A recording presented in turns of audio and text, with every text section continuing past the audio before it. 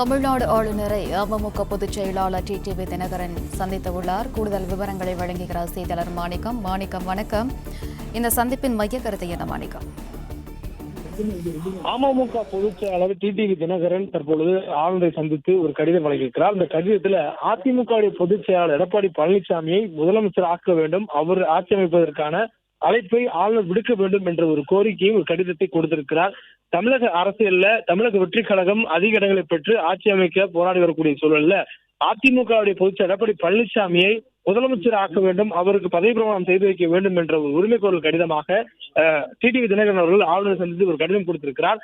இதன் மூலமாக ஒரு முழுமையான பெரும்பான்மை என்ற 118 எண்ணிக்கையை நிரூபிக்கக்கூடிய தேவையை ஆளுநர் ஆட்சி அமைக்க உரிமை கோரக்கூடிய ஒவ்வொருடமும் கேட்கக்கூடிய ஒரு காலத்தின் கட்டாயம் ஆளுநருக்கு ஏற்பட்டிருக்கக்கூடியதை பார்க்க முடிகிறது. தமிழக வெற்றி கழகத்தினுடைய தலைவர் விஜய் 3வது முறையாக ஆளுநரை சந்தித்து தனக்கு 118 சட்டமன்ற உறுப்பினருடைய ஆதரவு இருக்கிறது என்ற ஒரு உரிமை கோரல் கடிதத்தை வழங்கியிருக்கக்கூடிய சூழல்ல IUML ஆதரவு கொடுக்கப்பட்டதாக மாலையில் சொல்லப்பட்டது. பின் அந்த கட்சியினுடைய தலைவர் காதர் மொய்தீன் அதை அப்பட்டமாக மறுத்திருக்கிறார். IUML தாவேக்காவுக்கு ஆதரவு வழங்கவில்லை என்று தெரிவித்திருக்கிறார். இடதுசாரிகளுடன் இணைந்து ஒருமித்த கருத்தை ஒருமித்த முடிவை எடுப்பென்று கூறிய விடுதலை சிறுத்தைகள் கட்சி தலைவர் தொல் திருமாவளவன் இதுவரையும் தனது முடிவை அறிவிக்காமல் தனது கட்சி சார்ந்த நிர்வாகிகளுடன் ஆலோசனைக்கு பிறகாக திமுக தலைவர் மு.க.ஸ்டாலின் இல்லத்தில் ஆலோசித்து வருகிறார்.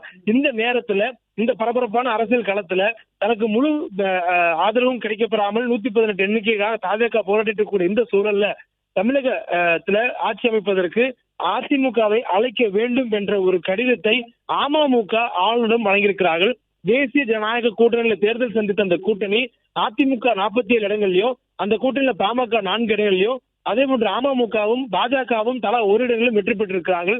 அவருடைய பலம் 53, தேசிய ஜனநாயக கூட்டணியுடைய பலம் 53. ஆனால் ஆட்சி அமைக்க தேவையான எண்ணிக்கை 118. இவ்வாறான சூழல்ல தங்களை ஆட்சி அமைக்க தங்கள் கூட்டணியினுடைய தலைமை தாங்கியிருக்கக்கூடிய அதிமுகவுடைய பொதுச்செயலாளர் எடப்பாடி பழனிசாமிக்கு பதவி பிரமாணம் செய்து வைக்க ஆளுநர் அழைக்க வேண்டும் என்ற ஒரு கோரிக்கையை ஒரு உரிமை கடிதத்தை தற்பொழுது அமமுக பொதுச் செயலாளர் டிடிவி தினகரன் கொடுத்திருக்கிறார்.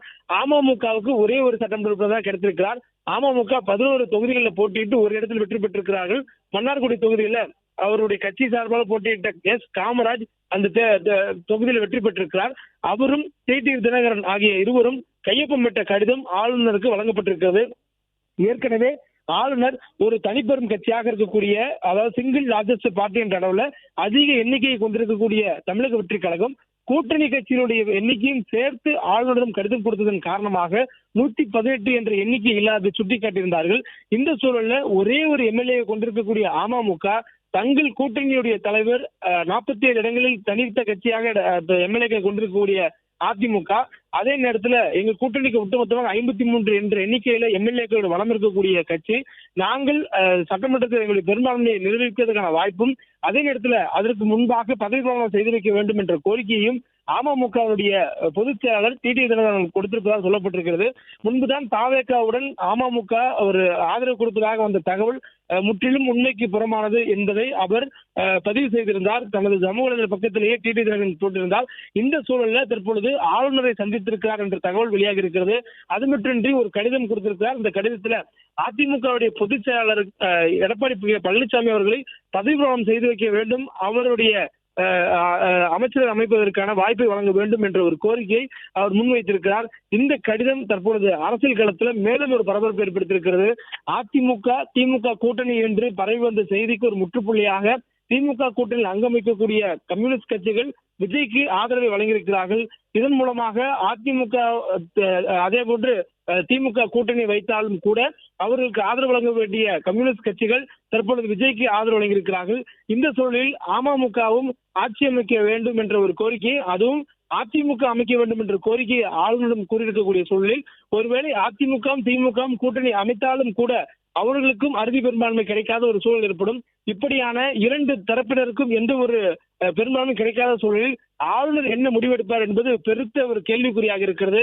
அதுவும் தமிழகத்துல இந்த தேர்தல் முடிவு 2026 தேர்தல் முடிவு என்பது ஒரு மிகப்பெரிய ஒரு பேசுபொருளாக இருக்கிறது. ஆட்சி அமைப்பதற்கு தேர்தல் முடிவாகி 4 நாள் ஆகியும் கூட இதுவரையிலும் அதுக்கான ஒரு தெளிவான பாதை கிடைக்காத ஒரு சூழல் இருக்கிறது. கடந்த 4ஆம் தேதி வாக்கு எண்ணிக்கை நடைபெற்றது. தமிழகத்திலே அதிக அளவிலான எண்ணிக்கையில 108 என்ற எண்ணிக்கையில தமிழக வெற்றி கழகம் வெற்றி பெற்றிருக்கிறார்கள். அதுக்கு அடுத்த எண்ணிக்கையில திமுக வெற்றி பெற்றிருக்கிறார்கள். அதற்கு அடுத்து மூன்றாவதாக அதிமுக வெற்றி பெற்றிருக்கிறார்கள். இப்படி இருக்கக்கூடிய சூழல்ல எந்த கட்சிக்கும் தனி மெஜாரிட்டி கிடைக்கவில்லை. 118 என்ற சட்டமன்ற உறுப்பினர் எண்ணிக்கை யாருக்கு ஆதரவாக இருக்கிறதோ அவர்கள் மட்டுமே சட்டத்தின் பால் ஆட்சி அமைக்க முடியும். அப்படியான சூழல்ல தமிழக வெற்றி கழகத்துக்கும் தனி பெரும்பான்மை இல்லை, திமுகவுக்கும் தனி பெரும்பான்மை இல்லை, மூன்றாவது இடத்திற்கு வந்திருக்கக்கூடிய அதிமுகவுக்கும் தனி பெரும்பான்மை இல்லை. இவ்வாறு இருக்கக்கூடிய சூழலில் அதிமுக திமுக கூட்டணி அமைக்க முயற்சி செய்கிறார்கள் என்று ஒரு புறமும், அதே நேரத்தில் தமிழக வெற்றி கழகம் மற்ற கூட்டணி கட்சிகள், அதாவது குறிப்பாக திமுக கூட்டணி கட்சிகளிடம் ஆதரவு கேட்டு ஆட்சி அமைக்க முயற்சி செய்கிறார்கள் என்ற ஒரு புறமும் இருக்கக்கூடிய சூழலில் அதிமுக திமுகவும் கூட்டணி அமைப்பது அதிகாரப்பூர்வமான தகவலாக இல்லாத இந்த நேரத்திலும் அதிமுக ஆட்சி அமைப்பதற்கு அதிமுக கூட்டணியில் அங்கம் வைத்திருக்கக்கூடிய அமமுக ஆளுநரிடம் கடிதம் கொடுத்திருக்கிறார்கள். இது மேலும் ஒரு பரபரப்பை அரசியல் வட்டாரத்தில் ஏற்படுத்தியிருக்கிறது. ஒற்றை எம்எல்ஏவை கொண்டிருக்கக்கூடிய அமமுக தாங்கள் கூட்டணிக்கு தலைமை தாங்கி அதிமுக ஆட்சி அமைக்க ஆளுநர் அழைப்பு கொடுக்க வேண்டும் என்பது ஒரு பரபரப்பு ஏற்படுத்தியிருக்கிறது. அதுவும் இல்லாமல் இவர்கள் எவ்வாறு ஆளுநர் அழைப்பு கொடுத்தால் எவ்வாறு பெரும்பான்மை நிரூபிக்க முடியும், யாருடன் கூட்டணி சேருகிறார்கள், அந்த பெரும்பான்மையான 118 என்ற எண்ணிக்கை எவ்வாறு கிட்டும் என்பதெல்லாம் அடுத்த கேள்விக்குறியாக இருக்கக்கூடிய சூழலில் முதற்கட்டமாக அவர்கள் கடிதம் கொடுத்திருக்கிறார்கள் என்பது தற்போது தகவலாக கிடைத்திருக்கிறது. அந்த கடிதமும் வெளியாகி இருக்கிறது. பிளே ஸ்டோர் மற்றும் ஆப் ஸ்டோரில் இருந்து பாலிமர் செயலியை QR கோடு மூலம் பதிவிறக்கம் செய்யுங்கள். செய்திகளை உடனுக்குடன் பெறுங்கள்.